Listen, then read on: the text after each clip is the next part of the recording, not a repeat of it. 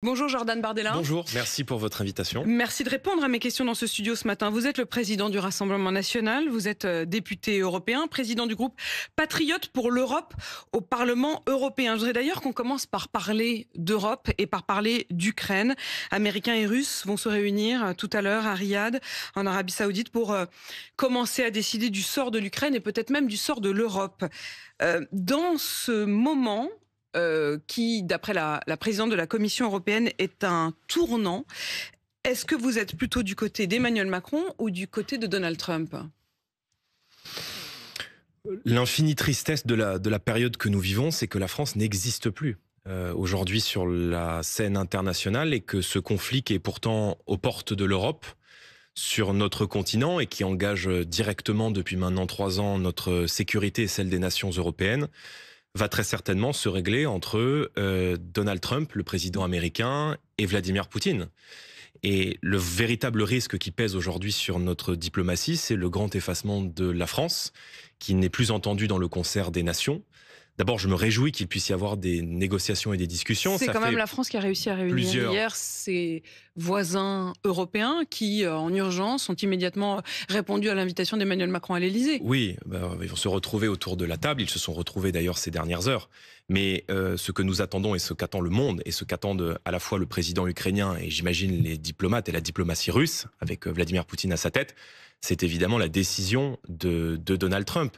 Et le grand drame aujourd'hui, c'est que nous sommes effacés des affaires du monde, à commencer par les affaires qui se déroulent sur notre propre sol. Et nous payons là non seulement l'affaissement de notre armée, des moyens qui ont été donnés pendant très longtemps à l'armée française, l'affaissement de notre diplomatie qui n'est plus écoutée, qui n'est plus entendue, parce qu'elle n'est plus perçue comme une diplomatie indépendante, libre et non alignée, et que nous sommes aujourd'hui devenus le terrain de jeu des grandes puissances. Est-ce qu'on ne paye pas aussi l'affaissement de l'Union européenne, qui ne parle plus d'une seule voix et qui donc ne pèse plus entre effectivement un Donald Trump et un Vladimir Poutine ? Il est illusoire de penser que l'Union européenne peut parler d'une même voix à partir du moment où vous avez des stratégies diplomatiques, des intérêts qui sont parfois extrêmement divergents.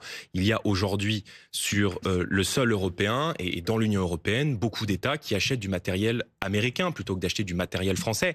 Et l'ambition que nous avons portée, nous, pendant la campagne européenne avec les Patriotes, justement pour l'Europe, dans tous les débats que nous avons eus, c'est précisément la préférence européenne dans les marchés publics pour faire en sorte que le premier acte du recouvrement de notre autonomie stratégique en France, mais aussi dans toutes les nations d'Europe, soit d'être indépendant des puissances étrangères. Regardez, 80%... Vous feriez quoi de différent ? C'est-à-dire que, Jordan Bardella, vous dites la France a disparu du paysage. Elle ne compte plus.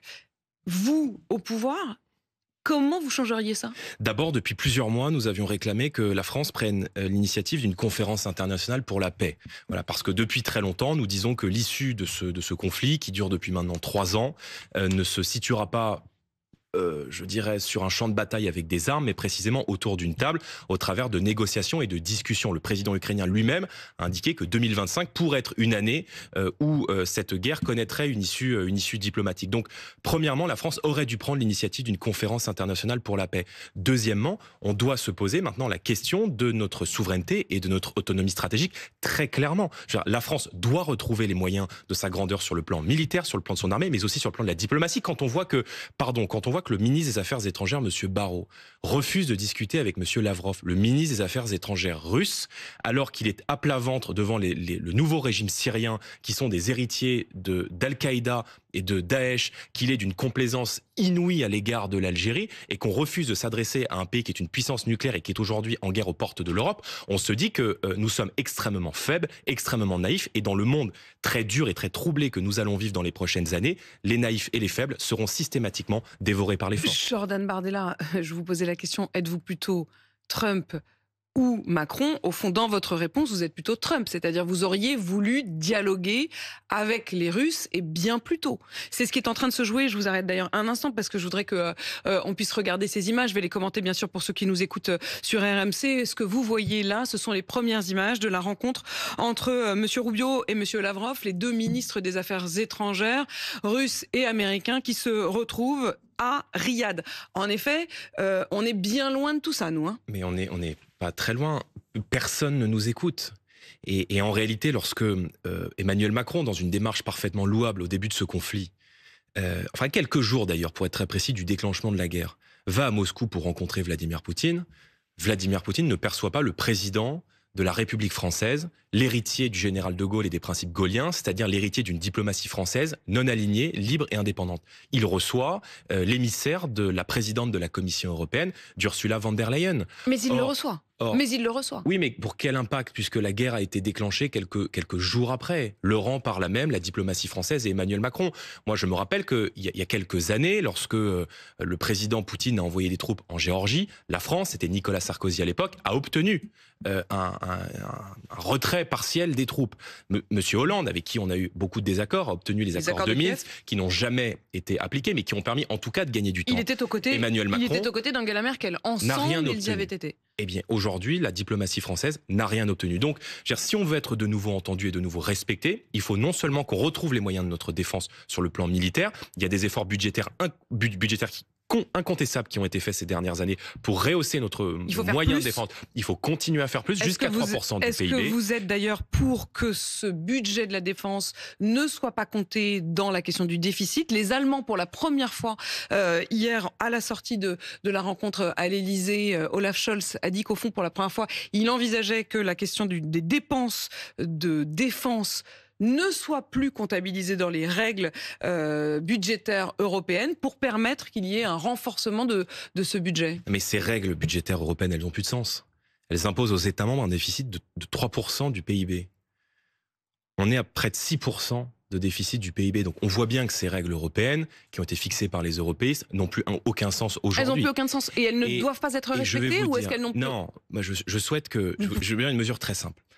Depuis le déclenchement de la guerre en Ukraine, 80% des hausses de budget qui ont été mis en œuvre dans les différents États membres pour financer le soutien à l'Ukraine l'ont été au profit de prestataires extra-européens et essentiellement de prestataires américains. Le premier geste de souveraineté et de patriotisme économique que devraient faire aujourd'hui tous les chefs d'État de l'Union européenne, c'est d'acheter du matériel européen. Et moi, je souhaite précisément qu'on change les règles de fonctionnement de la concurrence des marchés publics pour faire en sorte que ceux qui produisent sur le sol européen, ceux qui produisent notamment du matériel de défense, soient évidemment prioritaires dans la commande publique. C'est en partie le cas en France. Ça doit l'être maintenant au niveau européen. Est-ce que ces commandes doivent également être menées en commun? Est-ce qu'il faut éventuellement envoyer des troupes européennes en Ukraine pour maintenir la paix? Les Anglais disent pourquoi pas, les Suédois disent pourquoi pas, les Allemands, les Espagnols, les Polonais se disent beaucoup plus réservés. On n'a pas entendu pour l'instant la décision d'Emmanuel Macron là-dessus. Qu'en pensez-vous? Et donc les Britanniques veulent aller faire une guerre qui va peut-être se terminer dans quelques semaines. Pas faire une guerre.